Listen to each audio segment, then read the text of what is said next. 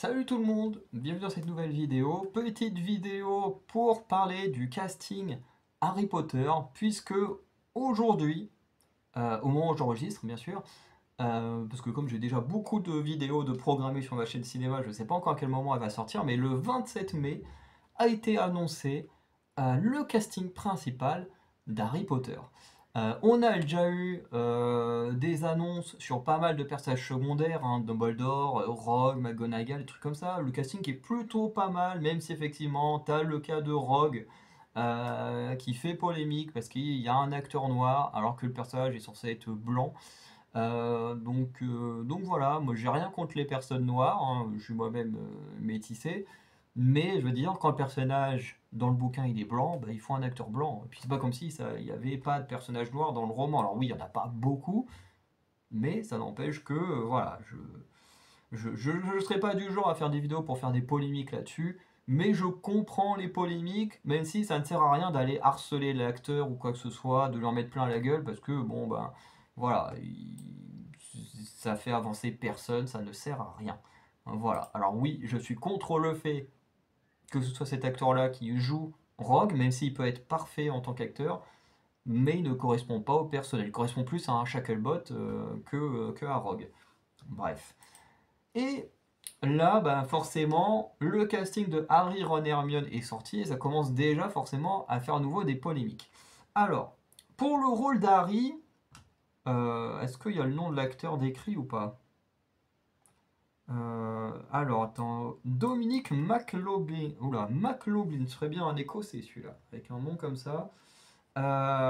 Qui du coup va incarner Harry Potter. De toute façon, je vous mettrai la photo là, des trois jeunes. Et je trouve que l'acteur peut être vraiment très cool. J'aime bien sa tête. Je trouve qu'il a une bonne tête pour jouer Harry. Alors, j'ai vu des gens en commentaire faire ouais, il ressemble plus à Neville qu'à Harry. En même temps, les deux persos se ressemblent techniquement énormément physiquement, hein. C'est quasiment les mêmes. T'as juste un qui a des lunettes et pas l'autre. Et une cicatrice. Mais c'est vrai que, bon, physiquement, Harry et Neville, ils se ressemblent beaucoup, hein. Donc c'est normal. Mais moi, je trouve que en Harry, moi, je suis à fond pour cet acteur, hein. Je sais pas ce qu'il donnera en termes d'acting. Mais en tout cas, sur l'aspect physique, je trouve que il fait le taf. Je trouve que, bah, en plus, actuellement, je suis en train de lire ça. Hein. Ouais, en plus, c'est parfait, hein. Et je trouve que ben je trouve que ça va bien. Je sais pas si je peux trouver tiens, une petite description de Harry dedans. Attends, est-ce qu'il y en a une? Attends, nanana. Il n'y a pas de description d'Harry Potter? Ah si, attends, hein. Harry avait toujours été petit et maigre pour son âge. Il paraît-il d'autant plus petit. Hein. Harry avait un visage fin. Bon, celui-là, j'ai pas faim, mais vous firent, ça, on s'en fout. Des genoux noueux, des cheveux noirs, des yeux d'un vert brillant, il portait des lunettes rondes. Ouais, donc voilà, en fait, la description, il n'est pas hyper développé non plus. Mais je trouve que pour Harry, il colle plutôt bien. Moi, je suis plutôt satisfait. Dans le cas de Ron, l'acteur s'appelle Alastair Stout. Et pareil, bon voilà, on a un petit rouquin, donc pour jouer un Weasley, c'est plutôt logique d'avoir un petit rouquin. Et pareil, je trouve qu'il a une bonne tête pour jouer Ron. J'aime bien sa tête, je trouve qu'il va être parfait. Je trouve qu'il colle même encore mieux à son personnage que l'acteur qui a joué Harry, même si je trouve que ça va bien. Mais pour Ron, je trouve que là, ils ont vraiment physiquement bien casté le gamin. Et il y a le personnage qui fait polémique, hein, mais on s'y attendait, j'en avais déjà parlé en vidéo, c'est Arabella Stanton qui va jouer Hermione Granger. Et j'avais déjà dit que pour les gens qui n'ont pas, enfin qui sont contre le fait qu'un personnage noir joue un personnage blanc ou autre, autre nationalité, bah que la production allait se servir de la pièce de théâtre comme bouclier. Puisqu'effectivement, quand on regarde cette jeune actrice, effectivement, elle n'est pas blanche, elle n'est pas noire non plus, elle est plutôt métissée. Métissée en plus brune, donc bah, entre guillemets tout l'inverse d'Hermione. Euh, Et du coup, forcément, ça commence à faire polémique, hein. Là, à peine ça a été annoncé que là, je vois sur différents posts sur Facebook que ça gueule. Voilà. Heureusement, il y a des gens suffisamment intelligents pour dire voilà, force à elle, parce que la gamine, je sais pas quel âge, mais bon, elle doit bien avoir entre 10 et 12 ans, parce que bah, les personnages ont à peu près 11 ans dans le premier film, donc je pense que les acteurs doivent avoir à peu près dans le même âge. Mais oui, force à elle, à son âge, de se retrouver dans un rôle comme ça, elle va prendre très très cher. Encore une fois, pour moi, c'est pas une actrice comme ça qui aurait dû être prise. En termes d'acting, pareil, elle pourrait être parfaite. Pour moi, bah, il aurait fallu un personnage qui correspond à l'actrice. On fera avec, hein, je veux dire, dans The Last of Us, il n'y a aucun perso à part Isaac qui ressemble au perso du jeu. On l'a accepté, même si finalement la série est nulle, mais on a accepté d'avoir des personnages qui ne ressemblent pas au jeu. Bah ici, on fera pareil. On fera pareil. On le dira. Ce personnage ne correspond pas au jeu, mais en termes d'acting, bah, si c'est bon, on le dira. Malheureusement, dans The Last of Us, l'acting n'était pas toujours au rendez-vous. Donc voilà, surtout chez Bella Ramsey. Mais ici, bon bah voilà, malheureusement on a une actrice bah voilà, qui n'est pas blanche, qui est métissée alors que le personnage est censé être blanc. Donc ça fait polémique. J'espère que voilà, que l'actrice sera quand même bien protégée, parce que quand même on parle d'une enfant. Alors je dis pas que sur un adulte c'est moins grave, mais un adulte a quand même des moyens de plus facilement de se protéger de lui-même, de comprendre ce qu'il subit. Alors qu'un enfant de 10 ans, bah, c'est quand même plus complexe quand même de comprendre, de comprendre pourquoi les gens ne t'aiment pas à cause de ta couleur de peau, parce que bah, ton personnage est censé être d'une autre couleur de peau. Enfin bref, j'aimerais pas être à sa place. Et en même temps, j'ai envie de dire, la gamine, c'est pas sa faute tout ce qu'elle va subir, tout comme tout ce que Bella Ramsey a subi, c'est pas sa faute.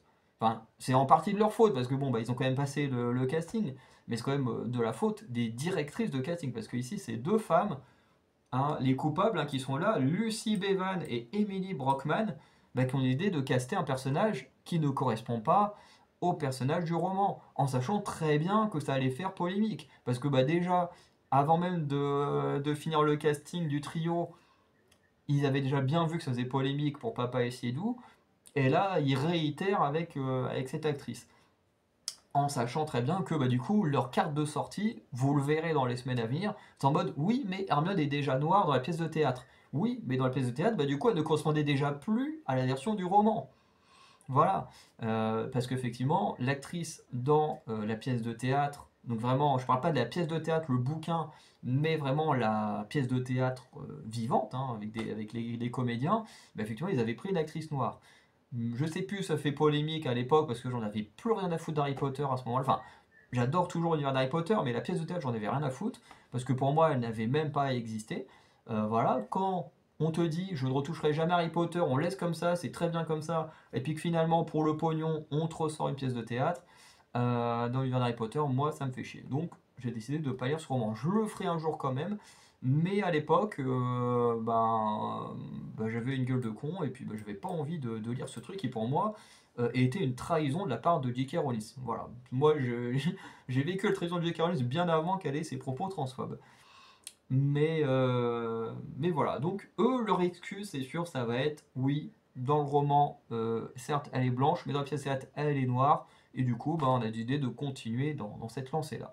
Et je vous l'avais dit, je sais plus dans lesquelles vidéos je l'ai dit, mais plusieurs fois je l'ai dit dans les vidéos, vous verrez, Hermione, elle était noire dans la pièce de théâtre, elle sera dans la série télé.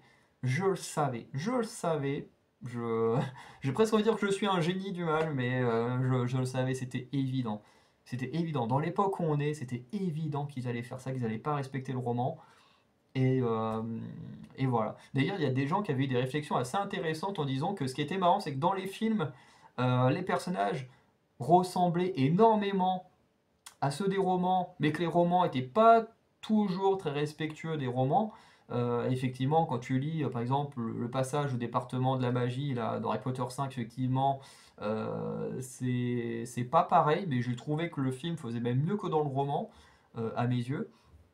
Mais c'est vrai qu'effectivement, après, les romans, tu es obligé d'enlever des choses. Avec une série télé, tu as beaucoup plus de temps, donc tu peux plus facilement prendre ton temps pour raconter des trucs. Là où dans un film, en 1 heure et demie, tu peux pas raconter Bah, encore une fois, tu peux pas raconter tout ce qui se passe dedans, en sachant qu'en plus, tu as des scènes qui sont assez répétitives, avec oui, on va se promener dans les couloirs, machin. Si au bout d'une heure et demie, tout ce que tu vois, c'est un gamin qui se promène dans les couloirs la nuit, bon, au bout d'un moment, voilà, t'en peux plus, quoi. Dans une série, tu peux faire ça dans des différents épisodes, et c'est moins dérangeant. Voilà. Donc, puis quand tu vois la taille du bouquin d'Harry Potter 5, d'Harry Potter 6 et tout ça, bon, c'est compliqué à faire en film. Mais du coup, il faisait référence à ça. Et puis la personne disait en même temps, bah, ce qui est marrant, c'est que avec le film, avec le début du casting qu'on a, c'est que les persos vont moins ressembler à ceux du roman, mais l'histoire devrait, elle, être plus respectueuse du roman. Alors, j'y crois, j'ai envie d'y croire, parce que c'est Harry Potter, mais en même temps, à voir. À voir si on va vraiment autant respecter les romans. En plus, c'est parfait parce que là, eux, ils vont rentrer en tournage. Moi, bah, je suis en train de lire le premier. Vous aurez prochainement sur ma chaîne où je parle de littérature, vous aurez prochainement des vidéos une vidéo par chapitre où je raconte ce qu'il y a dedans. J'ai déjà tourné les deux premiers chapitres. J'ai lu le 3 et 4 en fin de semaine dernière. Il faut que je tourne les vidéos sur épisode 3 et 4. Enfin, sur chapitre 3 et 4. Donc il y a 17 chapitres. Donc il y aura 17 vidéos. Et je conclurai justement les vidéos sur le roman par une comparaison avec l'adaptation en film. Voilà, donc à peu près ce que vous pouvez vous attendre sur Harry Potter sur fin d'année 2025. Voilà, et puis bah, quand la série télé sortira, on pourra également voir ce que ça donne. Bref. Donc voilà un peu pour l'annonce de casting. Moi honnêtement, je suis plutôt satisfait. Voilà, oui, encore une fois, Hermione ne correspond pas au personnage du roman, mais quand je vois Harry et Ron déjà, je suis satisfait. Puis quand tu vois que sur tout le casting qui est annoncé pour l'instant, il n'y a que deux persos qui correspondent pas et que le reste c'est quand même assez proche. Voilà, bon, quand tu vois Nick Frost en Hagrid, quand tu vois Nick Frost pour l'instant, tu dis bon, ok, j'ai du mal à imaginer, mais bon, après avec les images de synthèse et tout ça, voilà, quand tu vois Robbie Coltrane en civil, bon, à aucun moment tu l'imagines en Hagrid, alors que bon, au final, ça fonctionnait très très bien, quoi. Bref, donc j'ai hâte de voir ça, honnêtement.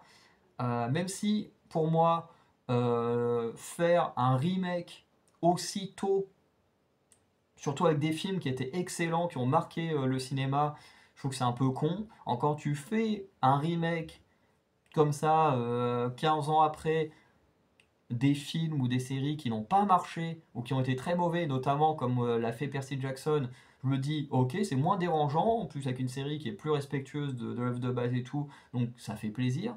Mais là, quand t'as une série de films qui a cartonné, je trouve ça pas très utile de faire un remake, mais bah, je serais quand même là pour le regarder parce que bah, moi, Harry Potter, j'ai grandi avec. Le premier film dont je me souviens avoir vu au cinéma, c'était Harry Potter et le Prisonnier d'Azkaban quand j'avais 8 ans. Ouais, 8 ans, 9 ans. Donc voilà, ça a été toute mon adolescence. Pour moi, Harry Potter, ça a été un truc de fou pendant des années et des années. Donc j'ai hâte de voir ce qu'ils vont en faire avec ce nouveau format. Voilà. Donc, je vous souhaite une bonne journée, une bonne soirée. N'hésitez pas à liker, commenter et à vous abonner. Voilà, faire ce que vous avez envie. On se dit à très bientôt. Ciao.